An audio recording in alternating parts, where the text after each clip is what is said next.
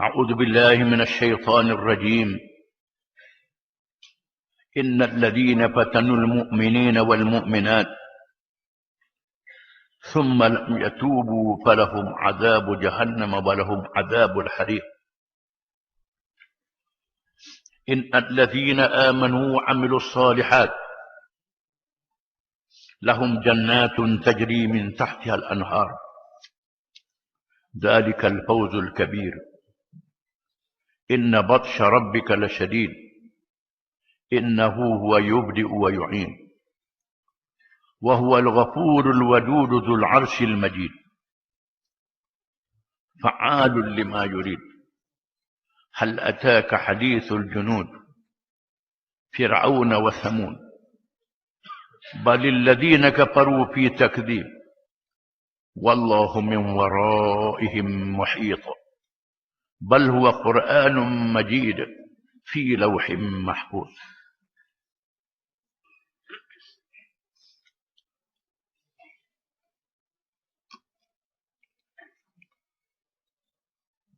Maksudnya, sesungguhnya orang-orang yang menimpakan bencana untuk memesongkan orang-orang lelaki yang beriman dan orang-orang perempuan yang beriman, kemudian mereka tidak bertaubat, maka mereka akan beroleh azab neraka Jahannam kerana perbuatan buruk itu, dan mereka akan beroleh lagi azab api yang membakar kerana tidak bertaubat. Sesungguhnya orang-orang yang beriman dan beramal soleh, mereka akan beroleh syurga yang mengalir di bawahnya beberapa sungai. Yang demikian itu ialah kemenangan yang besar. Sesungguhnya azab Tuhanmu terhadap orang-orang yang kufur ingkar amatlah berat. Sesungguhnya dialah yang menciptakan sekalian makhluk pada mulanya dan yang mengembalikannya hidup semula sesudah mati. Dan dialah yang amat pengampun, lagi amat pengasih. Tuhan yang mempunyai arah yang tinggi kemuliaannya, yang berkuasa melakukan segala yang dikehendakinya. Sudahkah sampai kepadamu wahai Muhammad sallallahu alaihi wasallam perihal kebinasaan yang telah menimpa kaum-kaum yang menentang rasul-rasul yang diutuskan kepada mereka.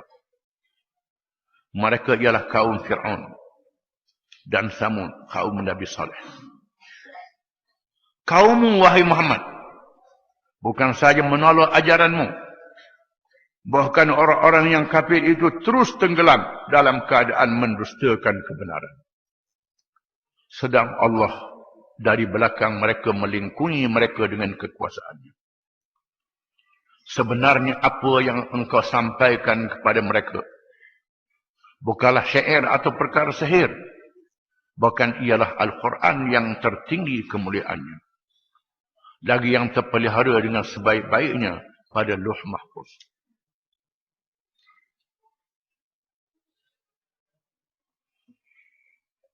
Setelah dinyatakan kezaliman yang dilakukan oleh orang-orang kafir terhadap orang-orang yang beriman dalam ayat yang dahulu,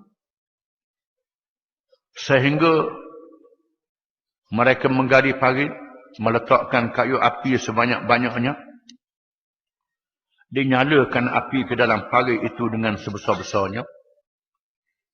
Setiap orang yang beriman lelaki dan perempuan dicampur ke dalam api yang membakar. Disebut dalam hadis, siapa giliran seorang perempuan bersama dengan anak yang masih menyusu, bila ditahan di tepi parit itu, sama ada dia pilih beriman, dicampur dalam api, menyebabkan perempuan itu dalam keadaan serba salah. Sama ada rela dicampur dalam api sekali dengan anak dia yang tak berdosa apa, tak tahu apa, ataupun dia bercakap dengan kufur, selamatkan anak dia. Tiba-tiba Allah jadikan kanuk yang menyusui itu bercakap. Wah ibu, segera. Jangan lambat lagi. Lalu dicampur dengan anak dia sekali. Di sini terdapat kekhilafan di kalangan para ulama. Memilih rukhsah dan azimah. Kerana di sana ada ayat firman Allah Ta'ala, illa man ukriha wa qalbuhu mutmainnun bil iman. Malaikat orang yang dipaksa dalam keadaan hatinya tetap beriman. Ayat ini diturunkan oleh Allah. Memberi rukhsah kepada Ammar bin Yasir radhiyallahu anhuma. Apabila ayahnya Yasir dan ibunya semuanya diseksa bersama dengan dia. Lalu ayah dan ibunya dibunuh. Memilih mati. Ammar yang tidak tahan. Diseksa terus bercakap dengan kalimah kufur. Dia dibebaskan. Lalu dia pulang menemui Nabi SAW. Dan Allah menurunkan ayat yang dibaca tadi. Illa man ukriha wa qalbuhu mutmainnun bil iman. Malaikat orang yang dipaksa dalam keadaan hatinya tenang beriman. Di sini para ulama mengatakan ada dua pilihan. Sama ada memilih azimah. Azimah ialah memilih mati. Bersama dengan Islam. Bunuh-bunuhlah. Yang kedua memilih rukhsah. Memilih kemudahan. Bercakap dengan kalimah kufur, hati tidak reda. Lari. Lepas itu selamatkan diri. Dua-dua boleh berlaku. Dalam syariat Nabi kita Muhammad SAW berdasarkan pada ayat itu. Tetapi memilih azimah lebih afdal. Memilih azimah, memilih mati lebih afdal. Daripada memilih hidup. Ada ulama pula mengatakan memilih rukhsah dalam keadaan membawa fitnah yang lebih besar. Sekiranya dia boleh menyelamatkan orang lain lagi dengan sebab dia tipu. Dia boleh selamat orang lain lagi. Tak jadi kafir. Maka dia pilih rukhsah itu untuk menyelamatkan orang lain. Bukan untuk menyelamatkan diri dia. Kadang-kadang dia mati boleh meneguhkan iman orang lain. Tengok kepada keadaan. Kepada keadaan ini. Ini juga berlaku pada dua orang sahabat Nabi. Bila Nabi menerima surat Musailamah Al-Kadzab. Musailamah daripada Bani Hanifah yang mengaku jadi Nabi. Dia temu dengan Nabi, minta jawatan. Nabi kata, aku tak beri jawatan. Tak beri jawatan kamu. Kalau mau minta lepas tamah aku pegang ni, aku tak beri kamu, Nabi kata. Lalu dia balik ke kampung dia, ke negeri dia, pengikut dia ramai, puluh-puluh ribu pengikut dia. Dia tulis surat ke Nabi, dia Rasulullah, Muhammad Rasulullah. Kita bagi separuh bumi. Separuh untuk aku, separuh untukmu. Lalu Nabi tulis surat. Min Muhammad Rasulullah ila Musailamah al-Kadzab. Daripada Muhammad Rasulullah dan daripada Musailamah pembohong. Musailamah pembohong. Lalu Nabi suruh dua orang sahabat pergi. Bawa surat dekat Musailamah. Dua sahabat ni tanya, mau percaya dah Muhammad Rasulullah? Dia kata percaya. Percaya dah aku ni Rasulullah? Telinga aku pekak dia. Aku tak dengar. Dia bunuh kawan ni. Dia bunuh. Dia tanya sekarang lagi, mau percaya dah Muhammad Rasulullah? Percaya. Mau percaya dah aku Rasulullah? Percaya. Percaya belaka. Balik. Dia berbalik ke Madinah. Yang pertama mati syahid. Yang kedua memilih rukhsah. Memilih rukhsah. Ini dalam dua keadaan. Tengok kepada keadaan. Memilih mati syahid atau memilih kemudahan yang diizinkan oleh Allah Ta'ala. Ayat yang kita baca ni menunjukkan bahawa Allah Ta'ala memberi fadilat kepada mereka yang memilih untuk mati syahid. Dan Allah memberi amaran kepada mereka yang menggoda orang-orang yang beriman lelaki dan perempuan. Sama ada menggoda, menyaksa, membunuh supaya orang tak ikut Islam. Innal ladhina fatanul mu'minina wal mu'minat, sesungguhnya orang-orang yang menyaksa orang-orang yang beriman lelaki dan orang-orang yang beriman perempuan. Kerana dia beriman. Kerana dia nak ke Islam. Dia nak berajaran Allah. Thumma lam yatubu, kemudian mereka tidak bertaubat. Falahum adabu jahannam walahum adabul hariq. Bagi mereka azab neraka Jahannam dan bagi mereka azab yang membakar. Ini berlaku dalam peristiwa Ahzab yang disebut dalam surah ini. Zaman ini berlaku juga. Kalau mau ikut Islam, naik pangkat. Kalau mau ikut Islam, tak naik pangkat. Kalau mudah ikut Islam, naik pangkatmu. Naik pangkatmu. Ini dia. Samalah. Menggoda orang-orang yang beriman. Menggoda. Kalau mu tak ikut Islam, boleh benda. Kalau mu ikut Islam, tak boleh benda. Termasuklah kerja-kerja menyaksa orang-orang yang beriman lelaki dan perempuan. Kalau ikut syariat Allah, tak beri bantuan. Tak ikut syariat Allah, beri bantuan. Ini menggoda orang-orang yang beriman. Tuhan kata, ingat. Mereka yang menyaksa orang-orang yang beriman, sama ada membunuh, menahan kehidupan dia, menahan pangkat dia, menahan kebolehan dia, menahan apa saja. Kerana dia nak ke Islam. Kemudian mereka tidak bertaubat. Falahum adabu jahannam. Bagi mereka azab neraka Jahannam. Walahum adabul hariq. Dan bagi mereka azab yang membakar. Kalau tak bertaubat. Kalau bertaubat, diampun oleh Allah Ta'ala. Disebut dalam hadis, Inna Allah yadhaq al-qatil wal-maqtul fil jannah. Allah Ta'ala ketawa, Nabi kata. Allah Ta'ala ketawa. Suka. Suka dengan yang layak bagi Allah Ta'ala. Di mana orang yang membunuh dan orang yang dibunuh, dua-dua masuk syurga, Nabi kata. Yang pertama, dia berperang fisabilillah. Dibunuh oleh yang kafir ini. Dia mati syahid masuk syurga. Lalu yang kafir ini pula, dia beriman, dia bertaubat. Dia berjihad dan dia mati syahid. Masuk syurga pula dia. Iaitulah Sayyidina Hamzah dan Wahsy. Sayyidina Hamzah, pak saudara Nabi, yang mati dalam perang Uhud. Apabila Hindun binti Utbah, isteri Abu Sufyan, mengupah Wahsy. Wahsy ialah seorang hamba daripada Afrika, Habasyah, yang bijak, lancar lembing. Kalau dia lancar lembing, cepat lembing dia. Kalau mula bunuh Sayyidina membunuh Hamzah, aku mendahkakanmu. Lalu Wahsy pergi perang Uhud dan mencuri, membunuh Sayyidina Hamzah dengan dia lancar lembing. Maka mati Sayyidina Hamzah, pak saudara Nabi.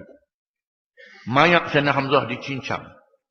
Dipotong hidungnya, dipotong, dibelah dadanya, dipotong kemaluannya. Diambil hatinya.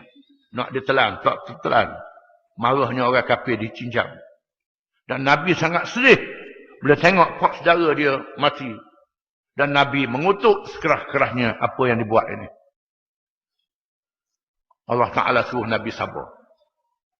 Dengan takdir Allah Ta'ala, Wahsy yang bunuh Sayyidina Hamzah tadi masuk Islam. Masuk Islam. Dan dia berperang zaman Sayyidina Abu Bakar menentang Musailamatul Kadzdzab yang dibaca kisahnya tadi.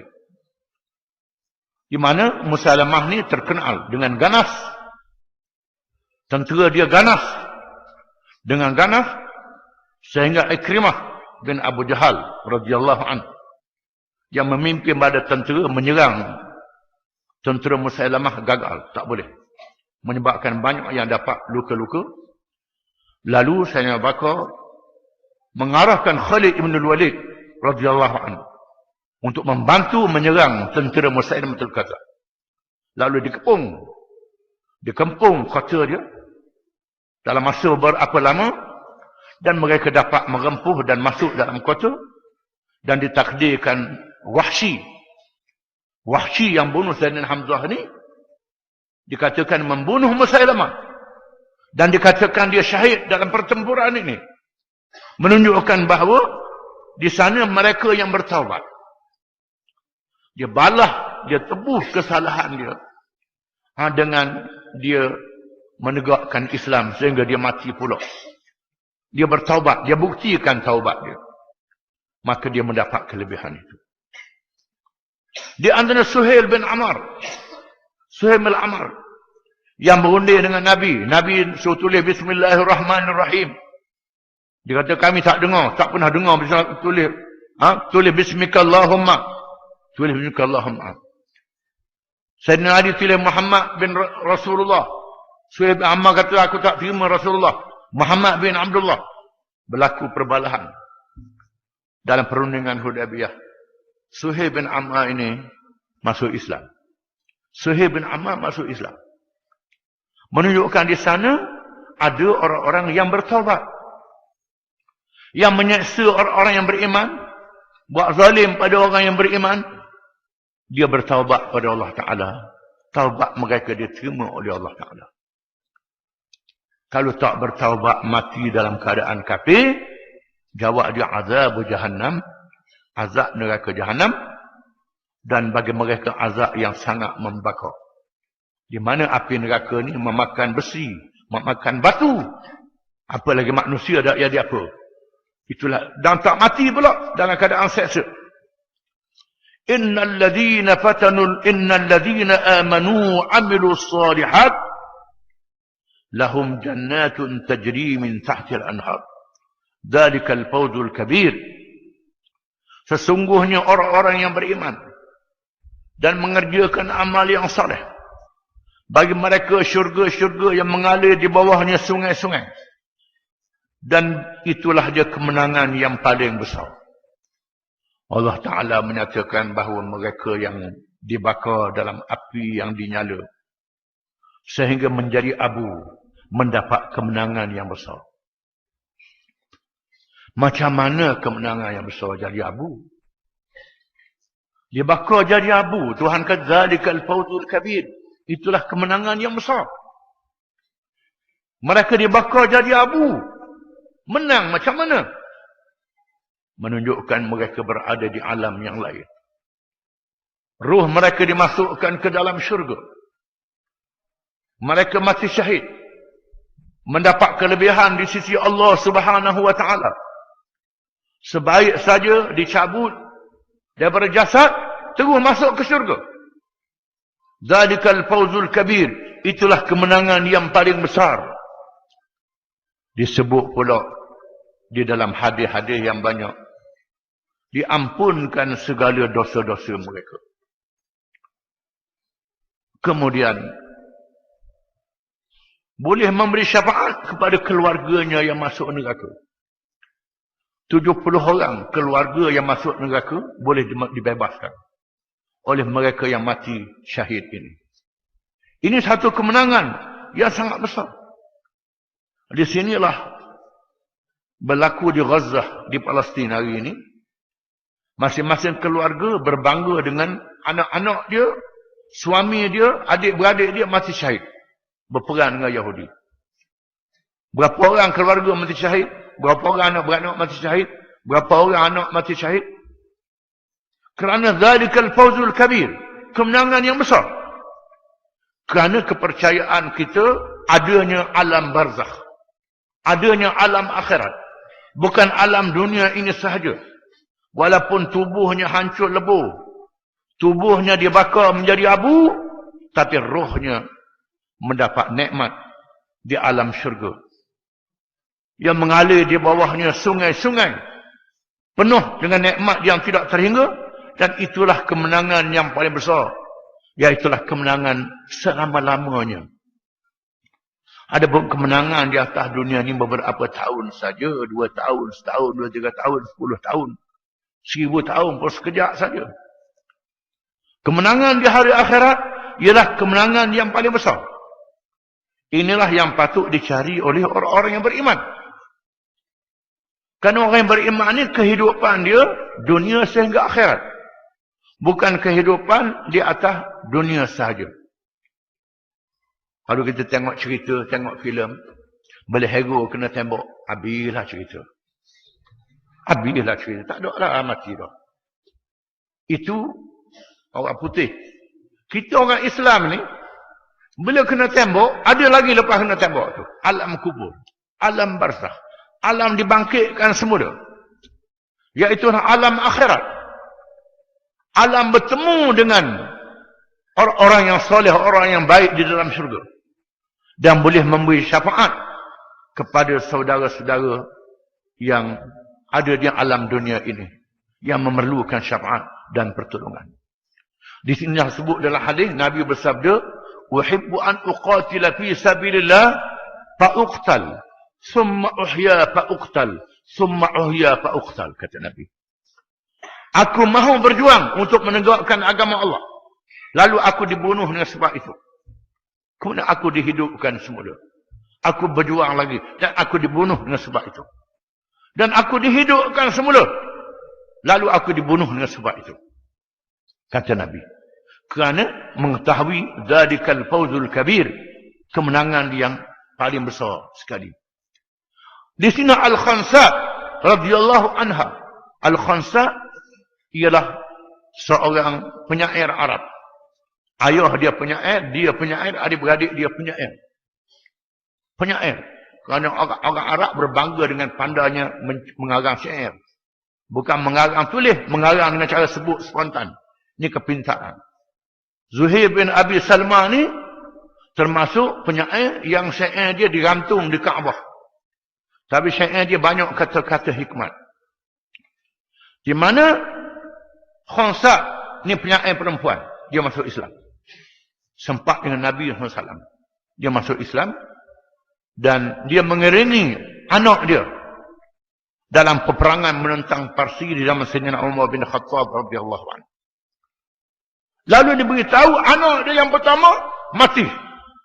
Suka dia. Lalu dia beritahu anak yang kedua mati pula. Suka dia. Dia beritahu anak yang ketiga mati. Menangis dia. Orang tanya mengapa? Beritahu yang pertama suka, yang kedua suka, yang ketiga mati. Sebab aku suka, dia katakan anak aku berada di alam barzakh. Mendapat kemenangan. Sebab aku menangis, ini akhir, tak ada dah. Kalau ada lagi aku nak suruh anak aku pergi lagi. Dan aku harap aku bersama dengan mereka di akhirat, kata dia. Ini ialah sifat orang-orang yang beriman. Yang percaya pada janji Allah Subhanahu wa ta'ala. Dzakal fawzul kabir. Itulah kemenangan yang paling besar. Iaitulah kemenangan di hari akhirat. Kemenangan di alam barzakh. Kemenangan buat selama-lama. Bukan kemenangan sementara waktu saja. Kemenangan sementara waktu ni ditinggalkan di alam dunia. Habis. Habis begitu saja. Di sinilah Allah Ta'ala jadikan kesan-kesan Nabi Sulaiman, kesan Nabi Daud, kesan Zulqarnain, raja-raja Islam, kesan kerajaan Nabi kita Muhammad sallallahu alaihi wasallam tak ada, dihilangkan. Kesan pemerintahan yang adil. Bukan tidak ada tamadun, tak ada pembangunan, ada pembangunan. Pembangunannya dihapuskan oleh Allah Ta'ala untuk dilenyapkan. Untuk diberi pahala pada mereka di hari akhirat. Adapun yang dikekalkan bangunan-bangunannya ialah Fir'aun, Namrud, Fir'aun dan orang-orang yang seperti keduanya. Dikekalkan bangunan-bangunannya supaya dilihat. Ini dia untuk dunia saja. Ini semua akan dilenyapkan oleh Allah Ta'ala. Yang kekal ialah alam akhirat. Itulah kemenangan yang paling besar. Wallahu a'lam.